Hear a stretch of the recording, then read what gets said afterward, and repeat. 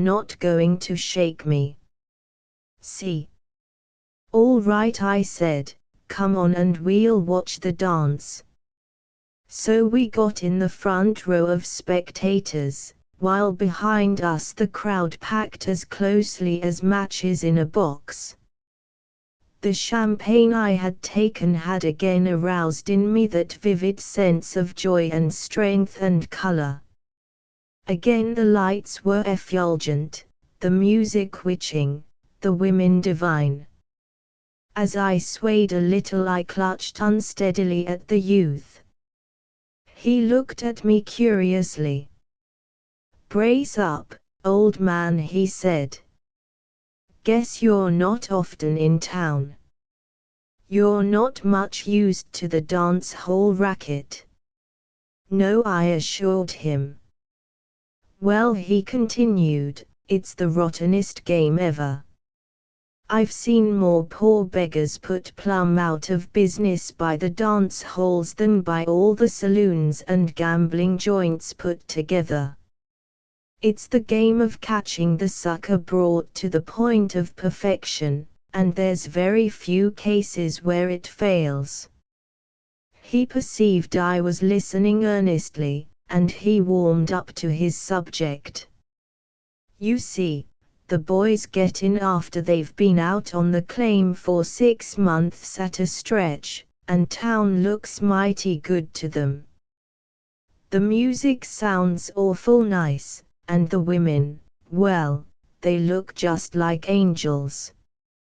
The boys are all right, but they've got that mad craving for the sight of a woman a man gets after he's been off out in the wild, and these women have got the captivation of men down to a fine art. Once one of them gets to looking at you with eyes that eat right into you, and soft white hands, and pretty coaxing ways, well, it's mighty hard to hold back.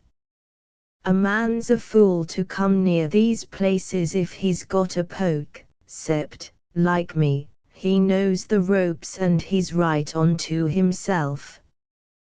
The youth said this with quite a complacent air. He went on, these girls work on a percentage basis. You'll notice every time you buy them a drink the waiter gives them a check.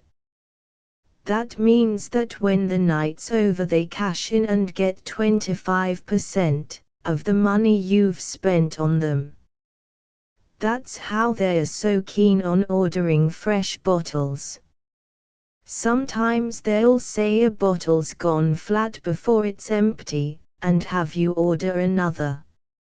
Or else they'll pour half of it into the cuspidor when you're not looking. Then, when you get too full to notice the difference, they'll run in ginger ale on you.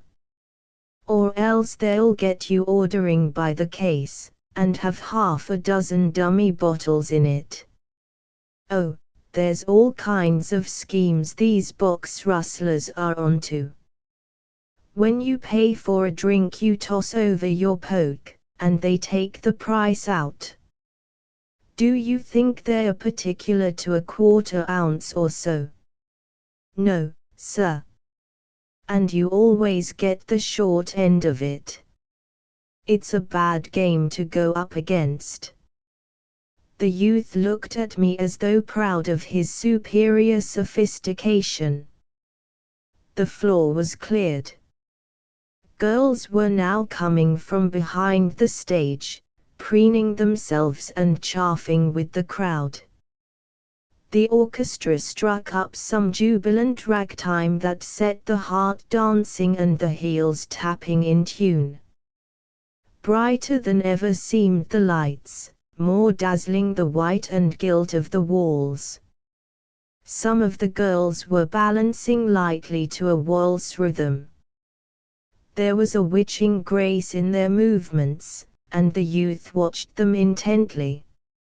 He looked down at his feet clad in old moccasins.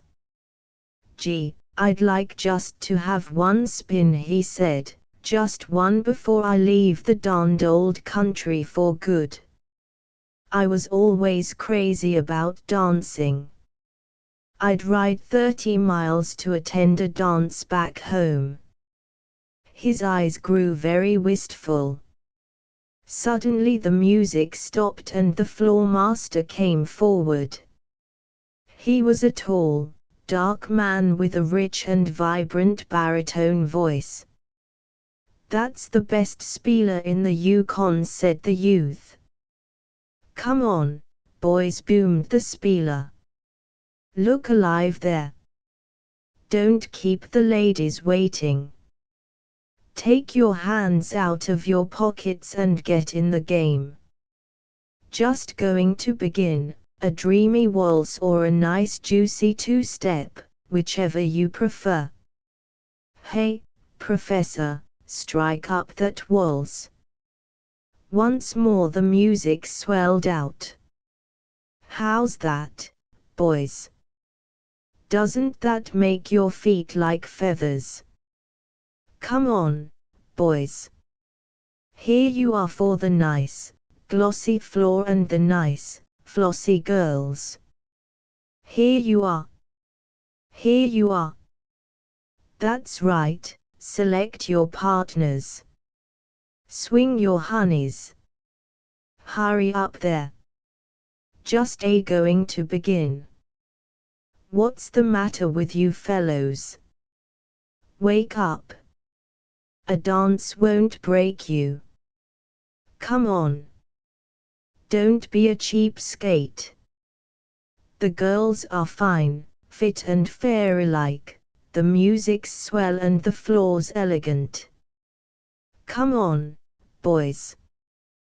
There was a compelling power in his voice, and already a number of couples were waltzing round. The women were exquisite in their grace and springy lightness. They talked as they danced, gazing with languishing eyes and siren smiles at the man of the moment. Some of them, who had not got partners, were picking out individuals from the crowd and coaxing them to come forward. A drunken fellow staggered onto the floor and grabbed a girl. She was young, dainty and pretty, but she showed no repugnance for him. Round and round he cavorted, singing and whooping, a wild, weird object, when, suddenly, he tripped and fell, bringing her down with him. The crowd roared, but the girl good-naturedly picked him up, and led him off to the bar. A man in a greasy canvas suit with mukluks on his feet had gone onto the floor. His hair was long and matted, his beard wild and rank. He was dancing vehemently, and there was the glitter of wild excitement in his eyes. He looked as if he had not bathed for years, but again I could see no repulsion in the face of the handsome brunette with whom he was waltzing. Dance after dance they had together, locked in each other's arms. "That's a live one," said the youth. "He's just come in from Dominion with 100 ounces, and it won't last him over the night. Amber, there, will get it all. She won't let the other girls go near. He's her game."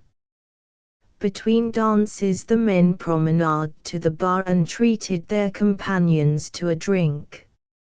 In the same free, trusting way they threw over their pokes to the bartender and had the price weighed out. The dances were very short, and the drinks very frequent. Madder and madder grew the merriment. The air was hot, the odor of patchouli mingled with the stench of stale garments and the reek of alcohol. Men dripping with sweat whirled round in wild gyrations. Some of them danced beautifully, some merely shuffled over the floor. It did not make any difference to the girls. They were superbly muscular and used to the dragging efforts of novices. After a visit to the bar back they came once more, licking their lips, and fell to with fresh energy. There was no need to beg the crowd now. A wave of excitement seemed to have swept over them. They clamored to get a dance. The live one whooped and pranced on his wild career, while Amber steered him calmly through the mazes of the walls. Touch the button. Nell was talking to a tall fair-mustached man whom I recognized as a blackjack booster. Suddenly she left him and came over to us. She went up to the youth. She had discarded her blonde wig, and her pretty brown hair parted in the middle and rippled behind her ears. Her large violet-blue eyes had a devouring look that would stir the pulse of a saint. She accosted the youth with a smile of particular witchery.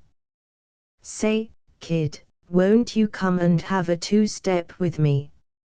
I've been looking at you for the last half hour and wishing you'd ask me." The youth had advised me, "If any of them asks you, tell them to go to the devil," but now he looked at her and his boyish face flushed. "Nothing doing," he said stoutly. "Oh, come now," she pleaded, "honest to goodness, kid, I've turned down the other fellow for you. You won't refuse me, will you?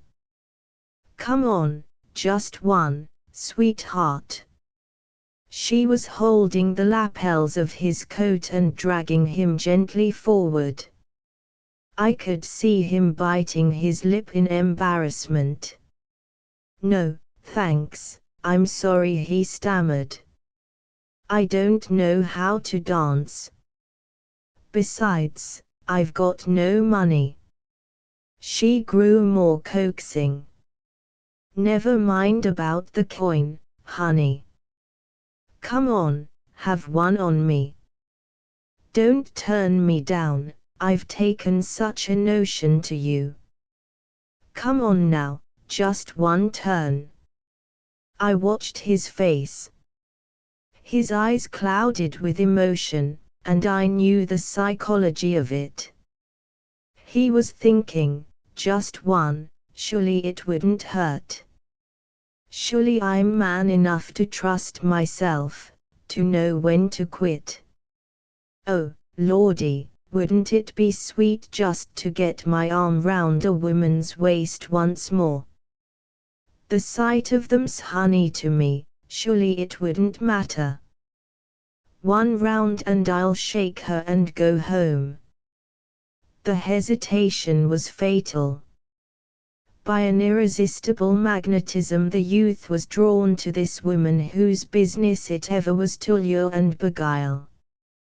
By her siren strength she conquered him as she had conquered many another, and as she led him off there was a look of triumph on her face.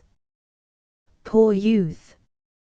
At the end of the dance he did not go home, nor did he shake her.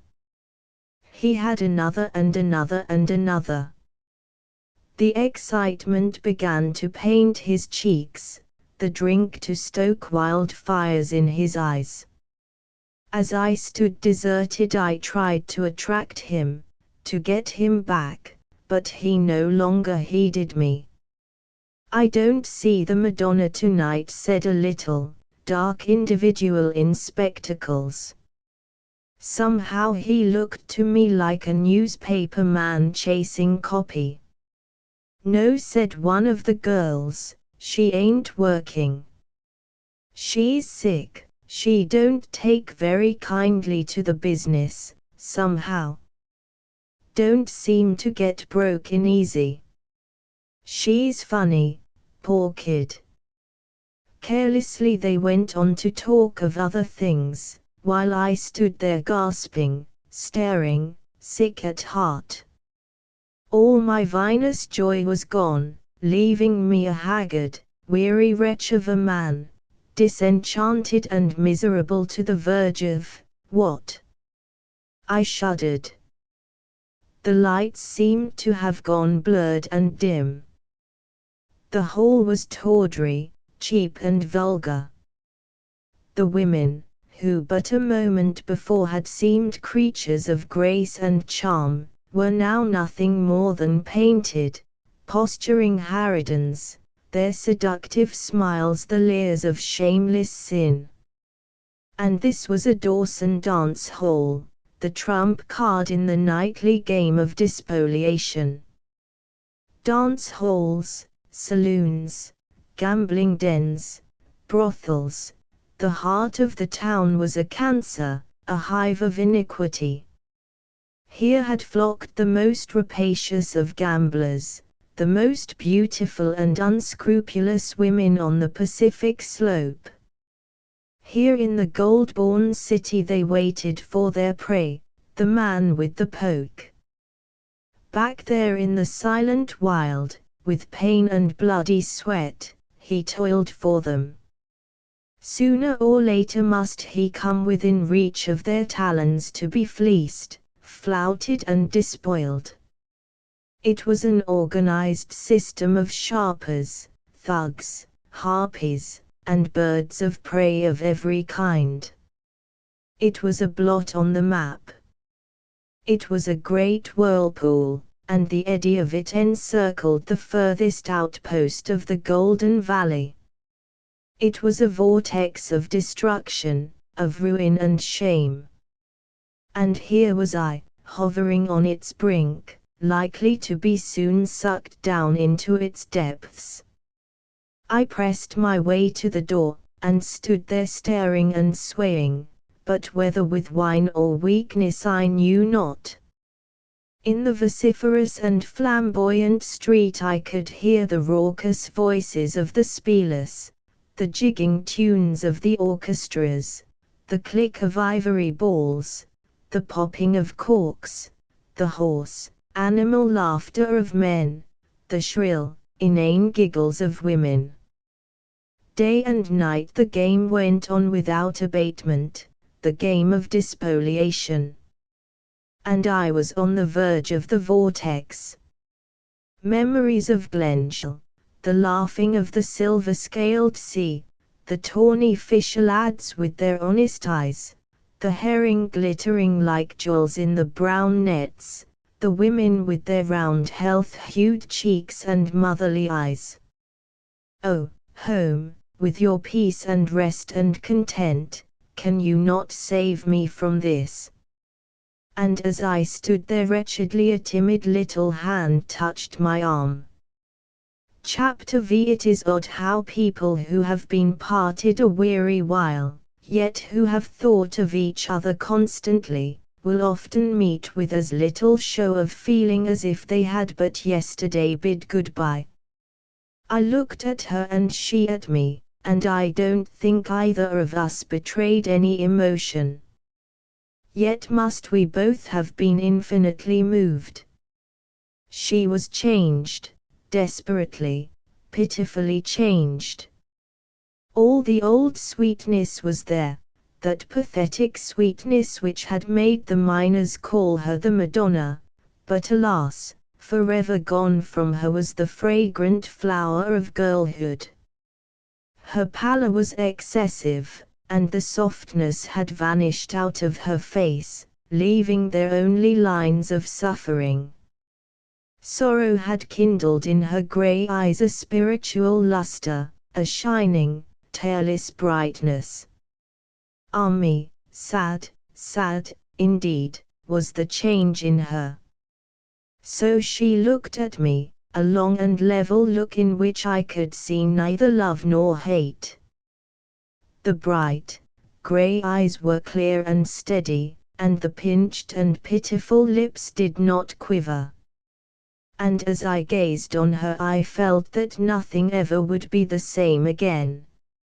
Love could no more be the radiant spirit of old, the prompter of impassioned words, the painter of bewitching scenes. Never again could we feel the world recede from us as we poised on bright wings of fancy, never again compare our joy with that of the heaven-born, never again welcome that pure ideal that comes to youth alone, and that pitifully dies in the disenchantment of graver days. We could sacrifice all things for each other, joy and grief for each other, live and die for each other, but the hope, the dream, the exaltation of love's dawn, the peerless white glory of it, had gone from us forever and forever. Her lips moved. How you have changed. Yes, Berna, I have been ill. But you too have changed. Yes, she said very slowly. I have been dead. There was no faltering in her voice, never a throb of pathos. It was like the voice of one who has given up all hope, the voice of one who has arisen from the grave. In that cold mask of a face I could see no glimmer of the old-time joy, the joy of the season when wild roses were aglow. We both were silent, two pitifully cold beings, while about us the howling bedlam of pleasure plotters surged and seethed. Come upstairs where we can talk, said she. So we sat down in one of the boxes, while a great freezing shadow seemed to fall and wrap us around. It was so strange, this silence between us. We were like two pale ghosts meeting in the misty gulfs beyond the grave. And why did you not come? She asked. Come, I tried to come. But you did not. Her tone was measured, her face averted. I would have sold my soul to come. I was ill, desperately ill, nigh to death. I was in the hospital. For 2 weeks I was delirious, raving of you, trying to get to you, making myself 100 times worse because of you. But what could I do? No man could have been more helpless. I was out of my mind, weak as a child, fighting for my life. That was why I did not come. When I began to speak, she started. As I went on, she drew a quick, choking breath. Then she listened ever so intently, and when I had finished a great change came over her. Her eyes stared glassily, her head dropped, her hands clutched at the chair, she seemed nigh to fainting. When she spoke her voice was like a whisper. And they lied to me. They told me you were too eager gold-getting to think of me, that you were in love with some other woman out there, that you cared no more for me. They lied to me. Well, it's too late now. She laughed, and the once tuneful voice was harsh and grating. Still were her eyes blank with misery. Again and again she murmured, too late, too late. Quietly I sat and watched her, yet in my heart was a vast storm of agony. I longed to comfort her, to kiss that face so white and worn and weariful, to bring tears to those hopeless eyes. There seemed to grow in me a greater hunger for the girl than ever before, a longing to bring joy to her again, to make her forget. What did it all matter? She was still my love. I yearned for her. We both had suffered, both been through the furnace. Surely from it would come the love that passeth understanding. We would rear no lily walls, but out of our pain would we build an abiding place that would outlast the tomb. Berna, I said, it is not too late. There was a desperate bitterness in her face. Yes, yes, it is. You do not understand. It's all right for you, you are blameless, but you too are blameless, dear. We have both been miserably duped. Never mind, Berna, we will forget all. I love you, oh how much I never can tell you, girl. Come, let us forget and go away and be happy. It seemed as if my every word was like a stab to her. The sweet face was tragically wretched. Oh no, she answered, it can never be. You think it can, but it can't. You could not forget. I could not forget. We would both be thinking, always, always torturing each other. To you the thought would be like a knife thrust, and the more you loved me the deeper would pierce its blade. And I, too, can you not realize how fearfully I would look at you, always knowing you were thinking of that, and what an agony it would be to me to watch your agony. Our home would be a haunted one, a place of ghosts. Never again can there be joy between you and me. It's too late, too late. She was choking back the sobs now, but still the tears did not come. Berna, I said gently, I think I could forget. Please give me a chance to prove it. Other men have forgotten. I know it was not your fault. I know that spiritually you are the same pure girl you were before. You are an angel, dear, my angel. No, I was not to blame. When you failed to come I grew desperate. When I wrote you and still you failed to come I was almost distracted. Night and day he was persecuting me. The others gave me no peace. If ever a poor girl was hounded to dishonor I was. Yet I had made up my mind to die rather than yield. Oh, it's too horrible. She shuddered. Never mind, dear, don't tell me about it. When I awoke to life sick for many days, I wanted to die, but I could not. There seemed to be nothing for it but to stay on there. I was so weak, so ill, so indifferent to everything that it did not seem to matter. That was where I made my mistake. I should have killed myself. Oh, there's something in us all that makes us cling to life in spite of shame. But I would never let him come near me again. You believe me, don't you? I believe you. And though, when he went away, I've gone into this life, there's never been anyone else. I've danced with them, laughed with them, but that's all. You believe me? Yes, dear. Thank God for that. And now we must say goodbye. Goodbye. I said, goodbye. I would not spoil your life. You know how proud I am, how sensitive. I would not give you such as I. Once I would have given myself to you gladly, but now, please go away. Impossible. No, the other is impossible. You don't know what these things mean to a woman. Leave me, please.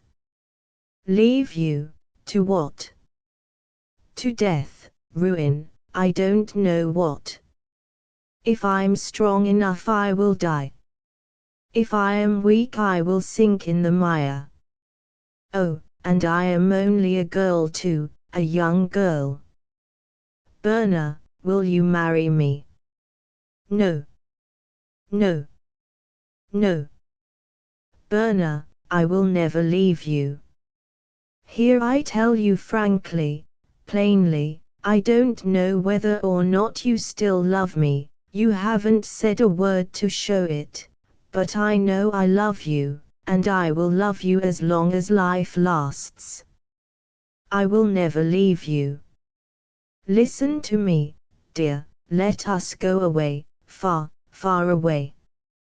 You will forget, I will forget. It will never be the same, but perhaps it will be better, greater than before.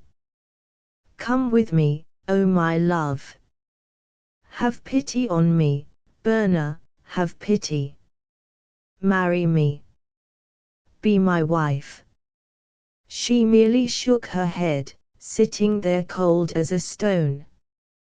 Then I said, if you call yourself dishonored, I too will become dishonored. If you choose to sink in the mire, I too will sink. We will go down together, you and I. Oh, I would rather sink with you, dear, than rise with the angels. You have chosen, well, I too have chosen. We stand on the edge of the vortex, now will we plunge down. You will see me steep myself in shame, then when I am 100 shades blacker than you can ever hope to be, my angel, you will stoop and pity me. Oh, I don't care any more.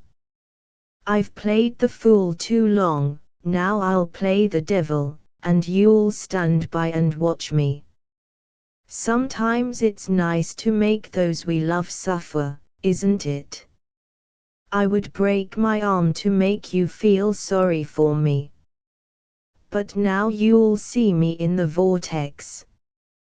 We'll go down together, dear. Hand in hand hellward we'll go down, we'll go down. She was looking at me in a frightened way. A madness seemed to have gotten into me. Berna, you're on the dance halls. You're at the mercy of the vilest wretch that's got an ounce of gold in his filthy poke. They can buy you as they buy white flesh everywhere on earth. You must dance with them, drink with them, go away with them. Berna, I can buy you. Come, dance with me, drink with me. We'll live, live. We'll eat, drink and be merry. On with the dance.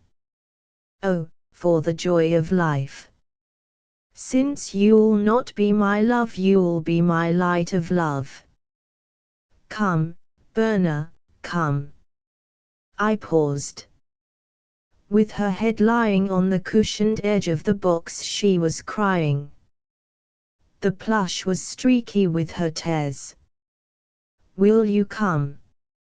I asked again. She did not move. Then said I, there are others, and I have money, lots of it.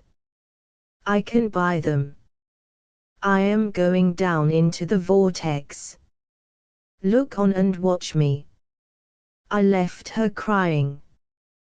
Chapter 6. It is with shame I write the following pages. Would I could blot them out of my life. To this day there must be many who remember my meteoric career in the firmament of fast life. It did not last long, but in less than a week I managed to squander a small fortune. Those were the days when Dawson might fitly have been called the dissolute. It was the regime of the dance-hall girl, and the taint of the tenderloin was over the town. So far there were few decent women to be seen on the streets. Respectable homes were being established, but even their social evils were discussed with an astonishing frankness and indifference. In the best society men were welcomed who were known to be living in open infamy. A general callousness to social corruption prevailed. For Dawson was at this time the Mecca of the gambler and the courtesan. Of its population probably 2/3 began their day when most people finished it. It was only towards nightfall that the town completely roused up, that the fever of pleasure providing began. Nearly everyone seemed to be affected by the spirit of degeneracy. On the faces of many of the business men could be seen the stamp of the pace they were going. Cases in court had to be adjourned because of the debauches of lawyers. Bank tellers stepped into their cages sleepless from all-night orgies. Government officials lived openly with wanton women. High and low were attainted by the corruption. In those days of headstrong excitement, of sudden fortune, of money to be had almost for the picking up, when the gold camp was a reservoir into which poured by 1,000 channels the treasure of the valley, few were those among the men who kept a steady head, whose private records were pure and blameless. No town of its size has ever broken up more homes. Men in the intoxication of fast-won wealth in that faraway land gave way to excesses of every kind. Fathers of families paraded the streets arm in arm with demi-mondaines. To be seen talking to a loose woman was unworthy of comment, not to have a mistress was not to be in the swim. Words cannot express the infinite and general degradation. It is scarcely possible to exaggerate it. That teeming town at the mouth of the Klondike set a pace in libertinism that has never been equaled. I would divide its population into 3 classes: the sporting fraternity, whose business it was to despoil and betray; the business men, drawn more or less into the vortex of dissipation; the miners from the creeks; the man with the poke, here today, gone tomorrow, and of them all the most worthy of respect. He was the prop and mainstay of the town. It was like a vast trap set to catch him. He would blow in brimming with health and high spirits. For a time he would get into the game, sooner or later he would cut loose and hit the high places, then, at last, beggared and broken, he would crawl back in shame and sorrow to the claim. Oh, that grey city! Could it ever tell its woes and sorrows? The great, white stars above would melt into compassionate tears. Ah well, to the devil with all moralizing. A short life and a merry one. Switch on the lights. Ring up the curtain. On with the play. In the casino a crowd is gathering round the roulette wheel. 3 deep they stand. A woman rushes out from the dance hall and pushes her way through the throng. She is very young, very fair and redundant of life. A man jostles her. From frank blue eyes she flashes a look at him, and from lips sweet as those of a child there comes the remonstrance, "Curse you, take care." The men make way for her, and she throws a poke of dust on the red. $100 out of that, she says. The croupier nods, the wheel spins round, she loses. "Give me another 200 in chips," she cries eagerly. The dealer hands them to her, and puts her poke in a drawer. Again and again she plays, placing chips here and there round the table. Sometimes she wins, sometimes she loses. At last she has quite a pile of chips before her. She laughs gleefully. I guess I'll cash in now, she says. That's good enough for tonight. The man hands her back her poke, writes out a check for her winnings, and off she goes like a happy child. Who's that? I ask. That's Blossom. She's a beaut, she is. Want a knockdown? Come on round to the dance hall. Once more I see the youth. He is nearing the end of his tether. He borrows a few $100 from me. One more night, he says with a bitter grin, and the hog goes back to wallow in the mire. They've got you going too, oh, Lord, it's a great game. Ha! Ha! He goes off unsteadily, then from out of the luminous mists there appears the jam wagon. In a pained way he looks at me.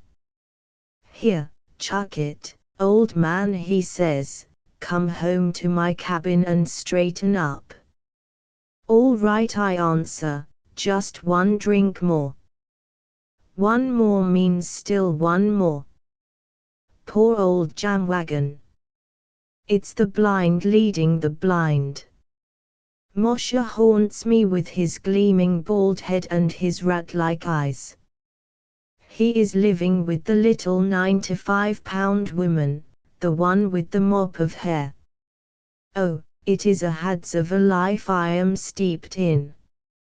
I drink and I drink. It seems to me I am always drinking. Rarely do I eat. I am one of half a dozen spectacular live ones. All the camp is talking of us, but it seems to me I lead the bunch in the race to ruin.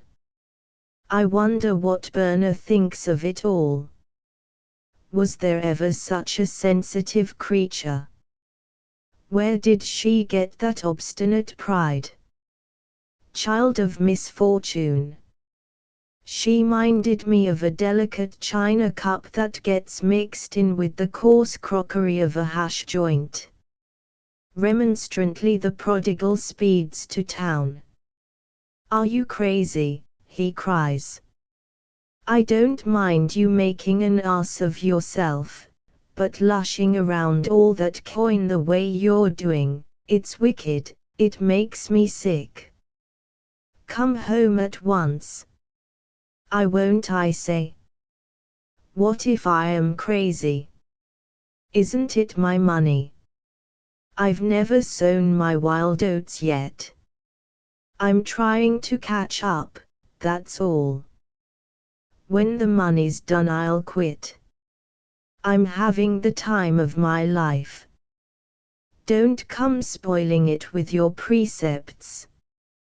What a lot of fun I've missed by being good. Come along, listen to the last word of human philosophy, have a drink.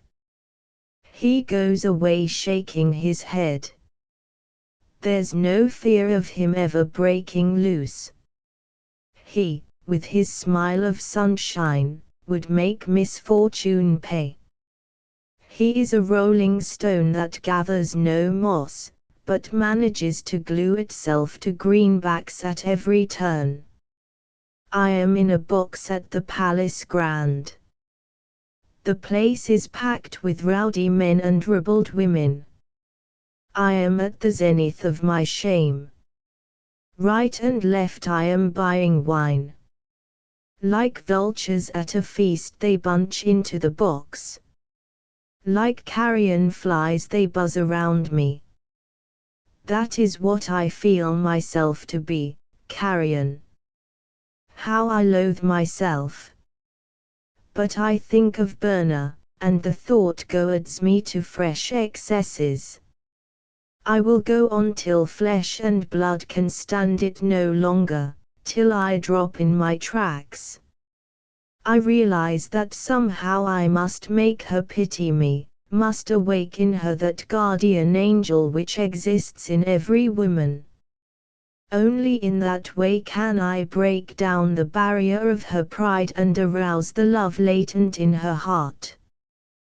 There are half a dozen girls in the box, a bevy of beauties, and I buy a case of wine for each, over $1,000 worth. Screaming with laughter they toss it in bottles down to their friends in the audience. It is a scene of riotous excitement. The audience roars, the girls shriek, the orchestra tries to make itself heard. Madder and madder grows the merriment. The fierce fever of it scorches in my veins. I am mad to spend, to throw away money, to outdo all others in bitter, reckless prodigality. I fling $20 gold pieces to the singers. I open bottle after bottle of wine. The girls are spraying the crowd with it, the floor of the box swims with it. I drop my pencil signing a tab, and when I look down it is floating in a pool of champagne. Then comes the last. The dance has begun. Men in fur caps, mackinaw coats and mukluks are waltzing with women clad in Paris gowns and sparkling with jewels. The floor is thronged. I have a large, 100-ounce poke of dust, and I unloose the thong. Suddenly with a mad shout I scatter its contents round the hall. Like a shower of golden rain it falls on men and women alike. See how they grovel for it, the brutes, the vampires. How they fight and grab and sprawl over it. How they shriek and howl and curse. It is like an arena of wild beasts, it is pandemonium. Oh, how I despise them. My gorge rises, but, to the end, to the end. I must play my part. Always amid that lurid carnival of sin floats the figure of Blossom, Blossom with her child face of dazzling fairness, her china blue eyes, her round, smooth cheeks. How different from the pinched pallid face of Berna. Poor, poor Berna. I never see her, but amid all the Saturnalia she haunts me. The thought of her is agony, agony. I cannot bear to think of her. I know she watches me. If she would only stoop and save me now. Or have I not fallen low enough? What a faith I have in that deep mother love of hers that will redeem me in the end. I must go deeper yet. Faster and faster must I swirl into the vortex. Oh, these women, how in my heart I loathe them. I laugh with them, I quaff with them, I let them rob me, but that's all. In all that fierce madness of debauch, thank God, I retained my honor. They beguiled me, they tried to lure me into their rooms, but at the moment I went to enter I recoiled. It was as if an invisible arm stretched across the doorway and barred me out. And Blossom, she, too, tried so hard to lure me, and because I resisted it inflamed her. Half angel, half devil was Blossom, a girl in years, but woefully wise, a soft siren when pleased, a she-devil when roused. She made me her special quarry. She fought for me. She drove off all the other girls. We talked together, we drank together, we played the tables together, but nothing more. She would coax me with the prettiest gestures, and cajole me with the sweetest endearments. Then, when I steadfastly resisted her, she would fly into a fury and flout me with the foulness of the stews. She was beautiful, but born to be bad. No power on heaven or earth could have saved her. Yet in her badness she was frank, natural and untroubled as a child. It was in one of the corridors of the dance hall in the early hours of the morning. The place was deserted, strewed with debris of the night's debauch. The air was fetid, and from the gambling hall down below arose the shouts of the players. We were up there, Blossom and I. I was in a strange state of mind, a state bordering on frenzy. Not much longer, I felt, could I keep up this pace. Something had to happen, and that soon. She put her arms around me. I could feel her cheek pressed to mine. I could see her bosom rise and fall. "Come," she said. She led me towards her room. No longer was I able to resist. My foot was on the threshold and I was almost over when, "Telegram, sir."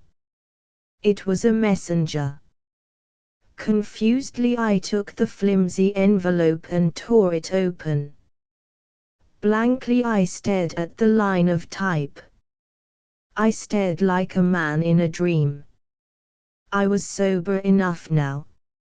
"Ain't you coming?" said Blossom, putting her arms round me. "No," I said hoarsely, "leave me, please leave me." "Oh, my God!" Her face changed, became vindictive, the face of a fury. "Curse you," she hissed, gnashing her teeth. "Oh, I knew. It's that other, that white-faced doll you care for. Look at me. Am I not better than her? And you scorn me. Oh, I hate you. I'll get even with you and her. Curse you, curse you." She snatched up an empty wine bottle. Swinging it by the neck, she struck me square on the forehead. I felt a stunning blow, a warm rush of blood. Then I fell limply forward, and all the lights seemed to go out. There I lay in a heap, and the blood spurting from my wound soaked the little piece of paper. On it was written, "Mother died this morning." Gary. Chapter 7. Where am I? "Here, with me." Low and sweet and tender was the voice. I was in bed and my head was heavily bandaged, so that the cloths weighed upon my eyelids. It was difficult to see, and I was too weak to raise myself, but I seemed to be in semi-darkness. A lamp burning on a small table nearby was turned low. By my bedside someone was sitting, and a soft, gentle hand was holding mine. "Where is here?" I asked faintly. "Here, my cabin." "Rest, dear." "Is that you, Berna?" "Yes, please don't talk." I thrilled with a sudden sweetness of joy. A flood of sunshine bathed me. It was all over, then, the turmoil, the storm, the shipwreck. I was drifting on a tranquil ocean of content. Blissfully I closed my eyes. Oh, I was happy, happy. In her cabin, with her, and she was nursing me. What had happened? What new turn of events had brought about this wonderful thing?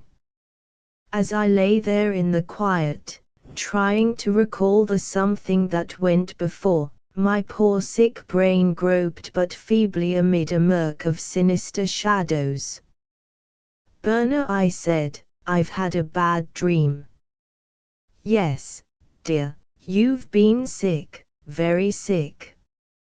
You've had an attack of fever, brain fever. But don't try to think, just rest quietly." So for a while longer I lay there, thrilled with a strange new joy, steeped in the ineffable comfort of her presence, and growing better, stronger with every breath. Memories came thronging back, memories that made me cringe and wince, and shudder with the shame of them. Yet ever the thought that she was with me was like a holy blessing. Surely it was all good since it had ended in this. Yet there was something else, some memory darker than the others, some shadow of shadows that baffled me. Then as I battled with a growing terror and suspense, it all came back to me, the telegram, the news, my collapse. A great grief welled up in me, and in my agony I spoke to the girl. "Berna, tell me, is it true? Is my mother dead?" "Yes, it's true, dear. You must try to bear it bravely." I could feel her bending over me, could feel her hand holding mine, could feel her hair brush my cheek, yet I forgot even her just then. I thought only of Mother, of her devotion and of how little I had done to deserve it. So this was the end, a narrow grave, a rending grief and the haunting spectre of reproach.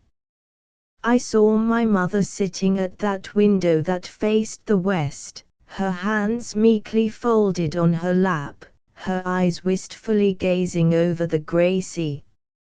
I knew there was never a day of her life when she did not sit thus and think of me. I could guess at the heartache that gentle face would not betray, the longing those tender lips would not speak, the grief those sweet eyes studied to conceal. As, sitting there in the strange clouded sunset of my native land, she let her knitting drop on her lap, I knew she prayed for me. "Oh, Mother! Mother!" My sobs were choking me, and Berna was holding my hand very tightly. Yet in a little I grew calmer. "Berna," I said, "I've only got you now, only you, little girl.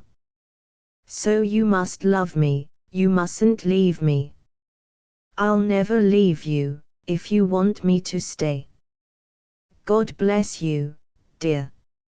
I can't tell you the comfort you are to me. I'll try to be quiet now. I will always remember those days as I grew slowly well again."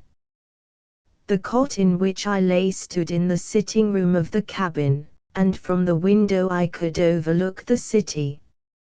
Snow had fallen, the days were diamond bright, and the smoke ascended sharply in the glittering air.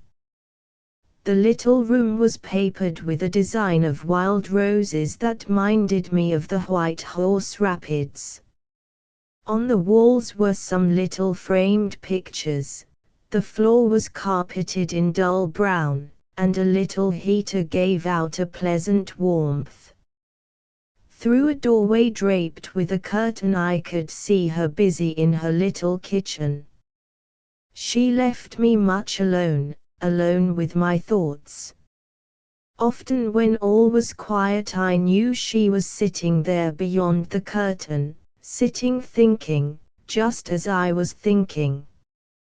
Quiet was the keynote of our life, quiet and sunshine.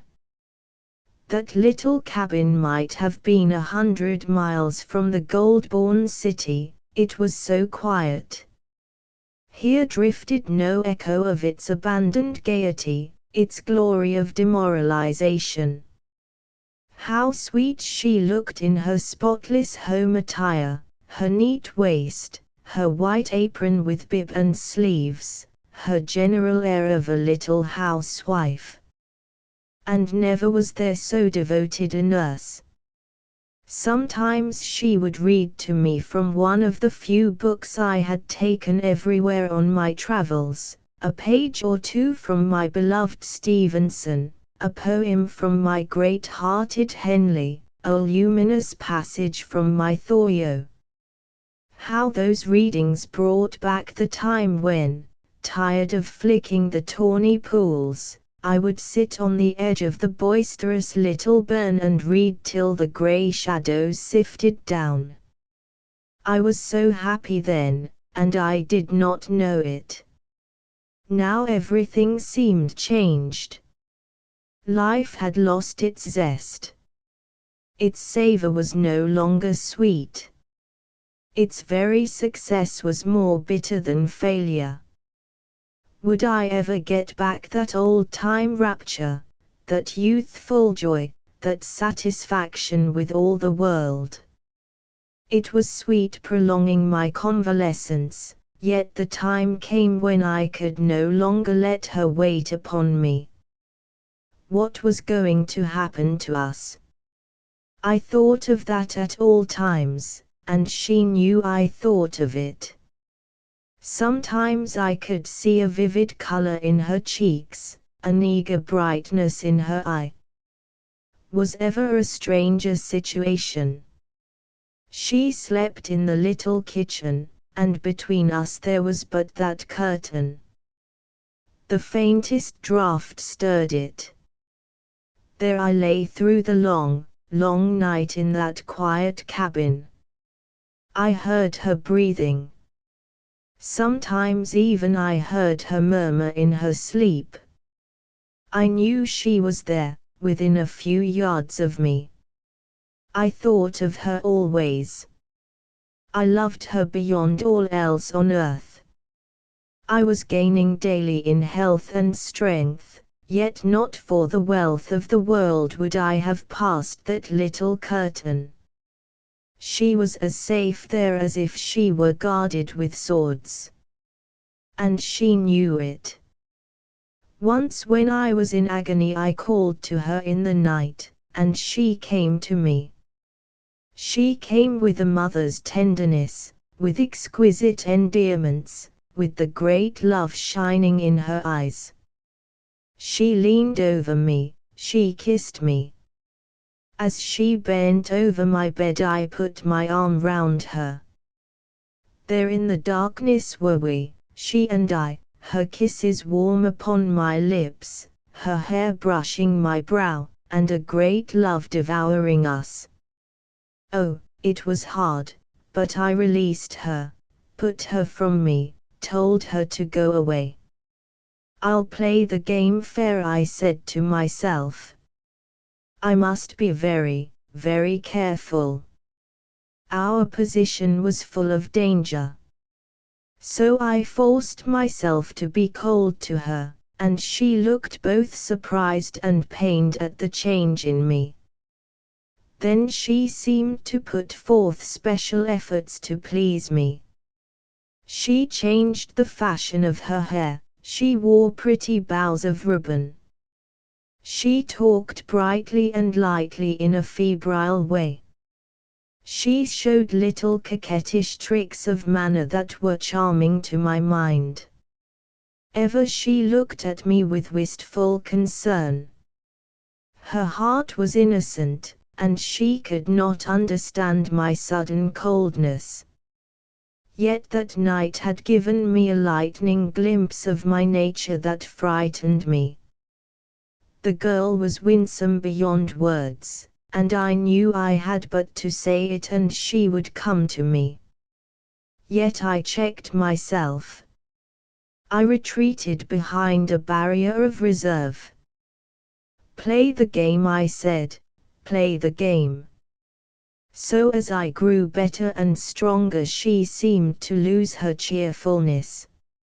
Always she had that anxious, wistful look. Once came a sound from the kitchen like stifled sobbing, and again in the night I heard her cry.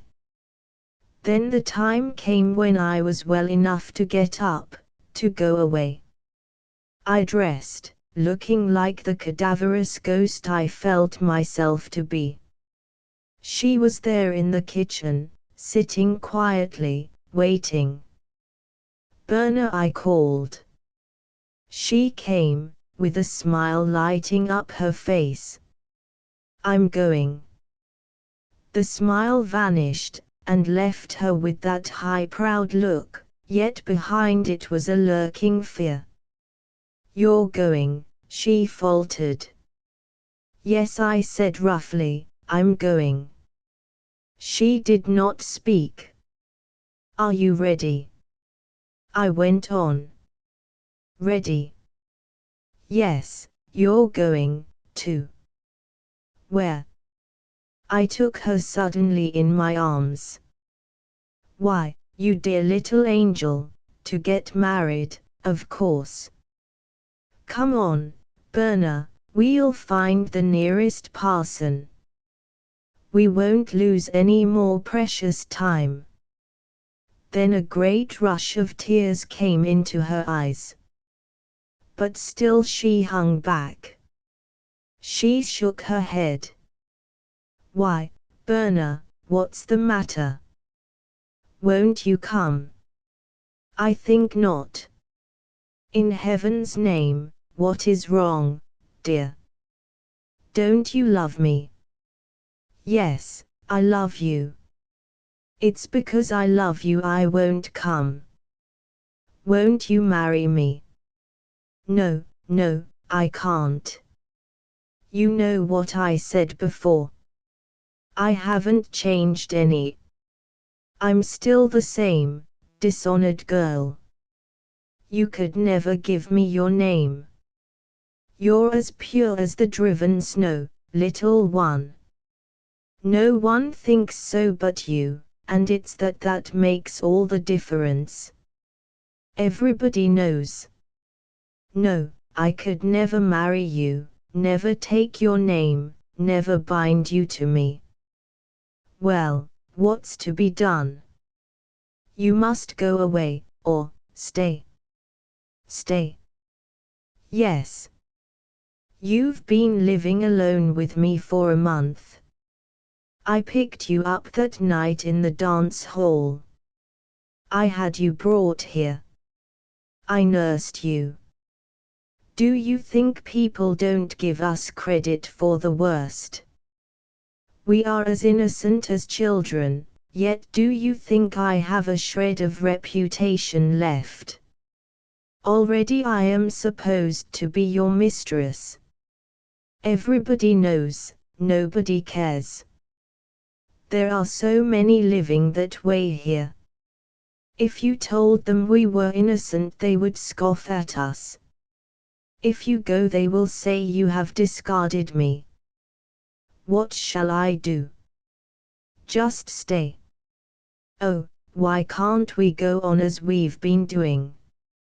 It's been so like home." "Don't leave me, dear. I don't want to bind you. I just want to be of some use to you, to help you, to be with you always. Love me for a little, anyway. Then when you're tired of me you can go, but don't go now." I was dazed, but she went on. "What does the ceremony matter? We love each other. Isn't that the real marriage? It's more, it's an ideal. We'll both be free to go if we wish. There will be no bonds but those of love. Is not that beautiful, two people cleaving together for love's sake, living for each other, sacrificing for each other, yet with no man-made law to tell them, this must ye do. Oh, stay, stay." Her arms were round my neck. The grey eyes were full of pleading. The sweet lips had the old, pathetic droop. I yielded to the empery of love. Well, I said, we will go on a while, on one condition, that by and by you marry me. Yes, I will, I promise. If you don't tire of me, if you are sure beyond all doubt you will never regret it, then I will marry you with the greatest joy in the world. So it came about that I stayed. Chapter 8. In this infernal irony of an existence, why do the good things of life always come when we no longer have the same appetite to enjoy them? The year following, in which Berna and I kept house, was not altogether a happy one. Somehow we had both just missed something. We had suffered too much to recover our poise very easily. We were sick, not in body, but in mind. The thought of her terrible experience haunted her. She was as sensitive as the petal of a delicate flower, and often would I see her lips quiver and a look of pain come into her eyes. Then I knew of what she was thinking. I knew, and I, too, suffered. I tried to make her forget, yet I could not succeed, and even in my most happy moments there was always a shadow, the shadow of Locasto. There was always a fear, the fear of his return.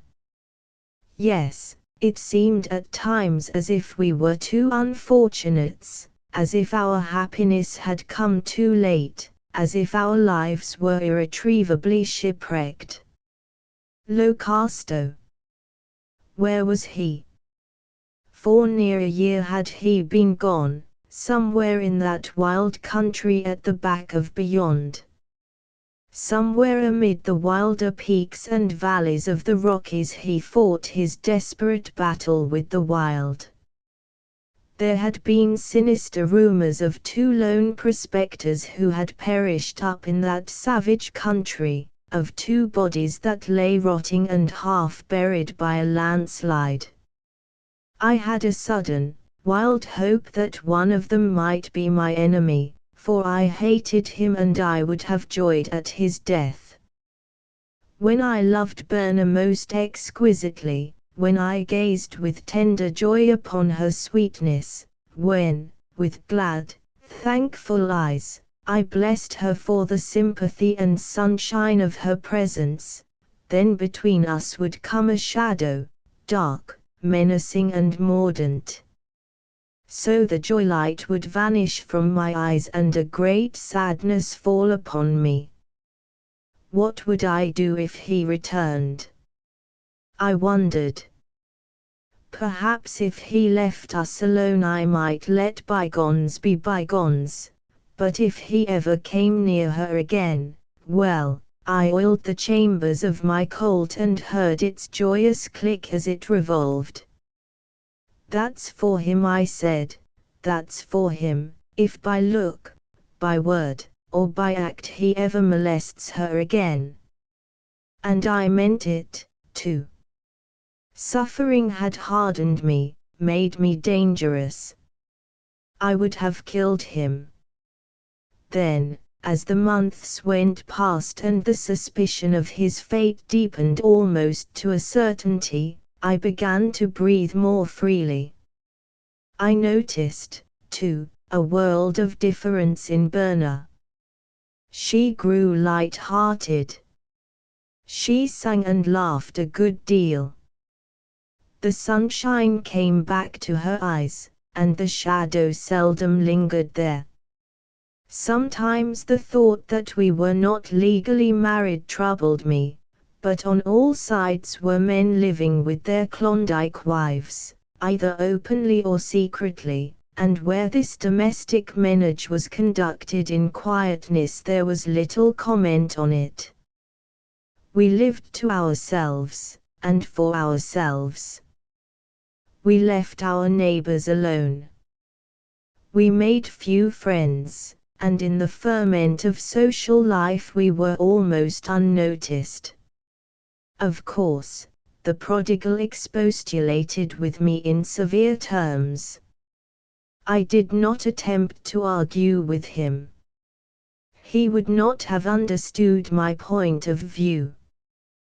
There are heights and depths in life to which he with his practical mind could never attain. Yet he became very fond of Berna, and often visited us. "Why don't you go and get churched decently, if you love her?" he demanded. "So I will," I answered calmly. "Give me a little time. Wait till we get more settled." And, indeed, we were up to our necks in business these days. Our Gold Hill property had turned out well. We had a gang of men employed there, and I made frequent trips out to Bonanza. We had given the half-breed a small interest, and installed him as manager. The jam wagon, too, we had employed as a sort of assistant foreman. Jim was busy installing his hydraulic plant on Offer Creek, and altogether we had enough to think about. I had set my heart on making $100,000, and as things were looking it seemed as if 2 more years would bring me to that mark. Then said I to Berna, "We'll go and travel all over the world, and do it in style." "Will we, dear?" she answered tenderly. "But I don't want money much now, and I don't know that I care so much about travel either. What I would like would be to go to your home, and settle down and live quietly. What I want is a nice flower garden, and a pony to drive into town, and a home to fuss about. I would embroider, and read, and play a little, and cook things, and just be with you." She was greatly interested in my description of Glenshall. She never tired of questioning me about it. Particularly was she interested in my accounts of Gary, and rather scoffed at my enthusiastic description of him. "Oh, that wonderful brother of yours. One would think he was a small god, to hear you talk. I declare I'm half afraid of him. Do you think he would like me?" "He would love you, little girl, anyone would." "Don't be foolish," she chided me. And then she drew my head down and kissed me. I think we had the prettiest little cabin in all Dawson. The big logs were peeled smooth, and the ends squarely cut. The chinks were filled in with mortar. The whole was painted a deep rich crimson. The roof was covered with sheet iron, and it, too, was painted crimson. There was a deep porch to it. It was the snuggest, neatest little home in the world. Windows hung with dainty lace curtains peeped through its clustering greenery of vines, but the glory of it all was the flower garden. There was a bewildering variety of flowers, but mostly I remember stocks and pinks, Iceland poppies, marguerites, asters, marigolds, verbenas, hollyhocks, pansies and petunias, growing in glorious profusion. Even the roughest miner would stand and stare at them as he tramped past on the board sidewalk. They were a mosaic of glowing color, yet the crowning triumph was the poppies and sweet peas. Set in the center of the lawn was a circle that was a leaping glow of poppies. Of every shade were they, from starry pink to luminous gold, from snowy white to passionate crimson. Like vari-colored lamps they swung, and wakened you to wonder and joy with the exultant challenge of their beauty. And the sweet peas. All up the south side of the cabin they grew, overtopping the eaves in their riotous perfection. They rivaled the poppies in the radiant confusion of their color, and they were so lavish of blossom we could not pick them fast enough. I think ours was the pioneer garden of the gold-born city, and awakened many to the growth-giving magic of the long, long day. And it was the joy and pride of Berna's heart. I would sit on the porch of a summer's evening when down the mighty Yukon a sunset of vast and violent beauty flamed and languished, and I would watch her as she worked among her flowers. I can see her flitting figure in a dress of dainty white as she hovered over a beautiful blossom. I can hear her calling me, her voice like the music of a flute, calling me to come and see some triumph of her skill. I have a picture of her coming towards me with her arms full of flowers, burying her face lovingly among the velvet petals, and raising it again, the sweetest flower of all. How radiantly outshone her eyes, and her face, delicate as a cameo, seemed to have stolen the fairest tints of the lily and the rose. Starry vines screened the porch, and everywhere were swinging baskets of silver birch, brimming over with the delicate green of smilax or clouded in an amethystine mist of lobelias. I can still see the little sitting room with its piano, its plenitude of cushions, its book rack, its Indian corner, its tasteful paper, its pictures, and always and everywhere flowers, flowers. The air was heavy with the fragrance of them. They glorified the crudest corner, and made our home like a nook in fairyland. I remember one night as I sat reading she came to me. Never did I see her look so happy. She was almost childlike in her joy. She sat down by my chair and looked up at me. Then she put her arms around me. "Oh, I'm so happy," she said with a sigh. "Are you, dearest?" I caressed the soft floss of her hair. "Yes, I just wish we could live like this forever," and she nestled up to me ever so fondly. She was happy, and I will always bless the memory of those days, and thank God I was the means of bringing a little gladness into her marred life. She was happy, and yet we were living in what society would call sin. Conventionally we were not man and wife, yet never were man and wife more devoted, more self-respecting. Never were man and wife endowed with purer ideals, with a more exalted conception of the sanctity of love. Yet there were many in the town not half so delicate, so refined, so spiritual, who would have passed my little lady like a pariah. But what cared we?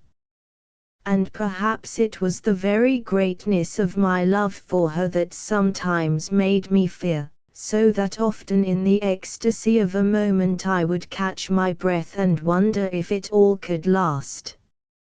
And when the poplars turned to gold, and up the valley stole a shuddering breath of desolation, my fear grew apace. The sky was all resplendent with the winter stars, and keen and hard their facets sparkled. And I knew that somewhere underneath those stars there slept Locasto. But was it the sleep of the living or of the dead? Would he return? Chapter 9. Two men were crawling over the winterlocked plain. In the aching circle of its immensity they were like little black ants.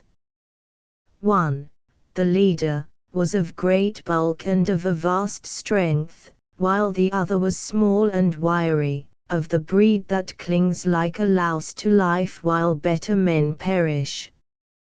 On all sides of the frozen lake over which they were traveling were hills covered with harsh pine, that pricked funereally up to the boulder-broken snows.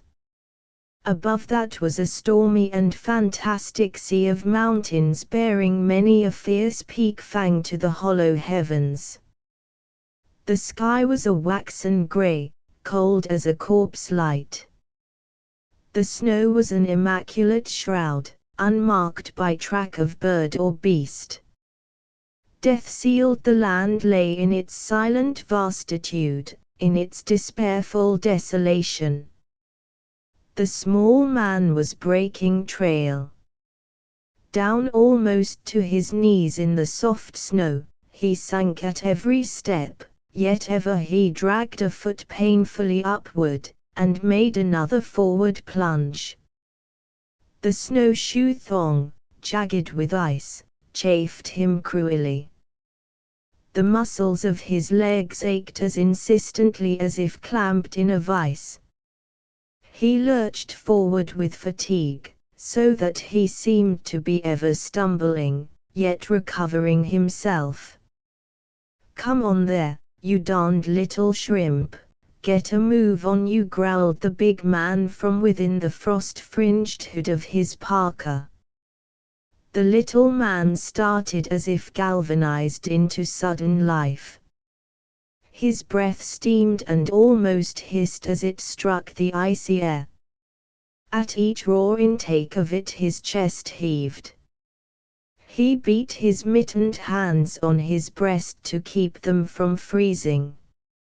Under the hood of his parka great icicles had formed, hanging to the hairs of his beard, walrus-like, and his eyes, thickly wadded with frost, glared out with the furtive fear of a hunted beast. Curse him," he whimpered, but once more he lifted those leaden snowshoes and staggered on.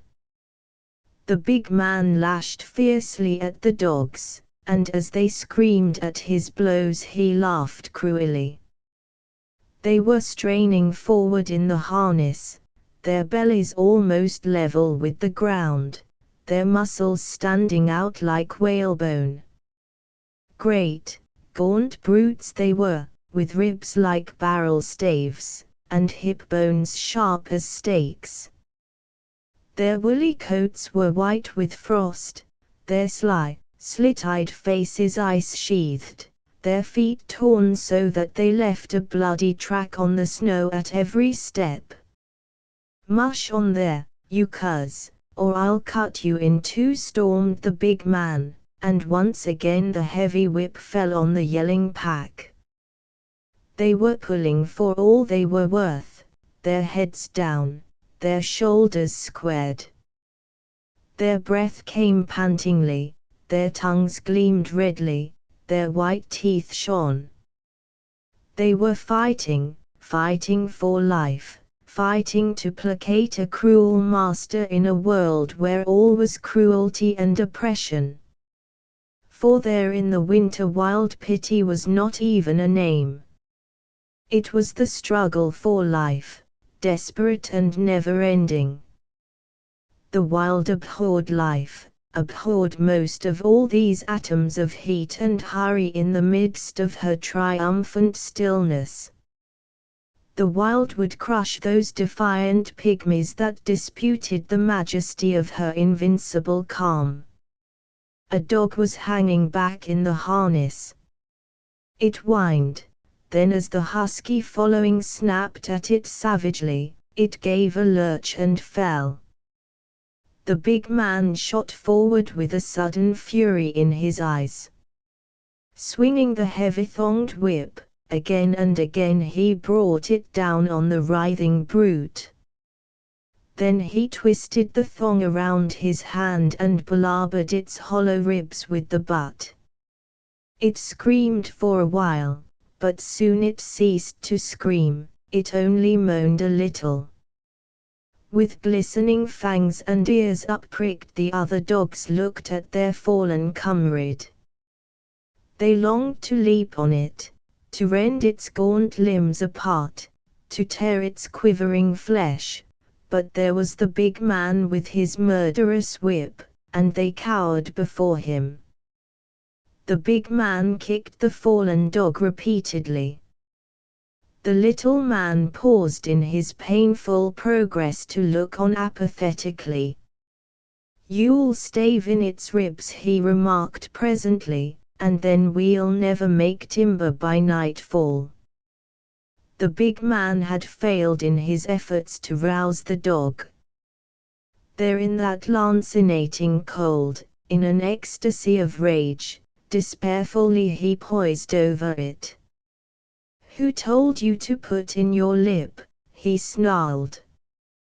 "Who's running this show, you or I? I'll stave in its ribs if I choose, and I'll hitch you to the sled and make you pull your guts out, too." The little man said no more. Then, the dog still refusing to rise, the big man leapt over the harness and came down on the animal with both feet. There was a scream of pitiful agony, and the snap of breaking bones. But the big man slipped and fell. Down he came, and like a flash the whole pack piled onto him. For a moment there was a confused muddle of dogs and master. This was the time for which they had waited, these savage semi-wolves. This man had beaten them, had starved them, had been a devil to them, and now he was down and at their mercy. Ferociously they sprang on him, and their white fangs snapped like traps in his face. They fought to get at his throat. They tore at his parka. Oh, if they could only make their teeth meet in his warm flesh! But no, they were all tangled up in the harness, and the man was fighting like a giant. He had the leader by the throat and was using her as a shield against the others. His right hand swung the whip with flail-like blows. Foiled and confused, the dogs fell to fighting among themselves, and triumphantly the man leapt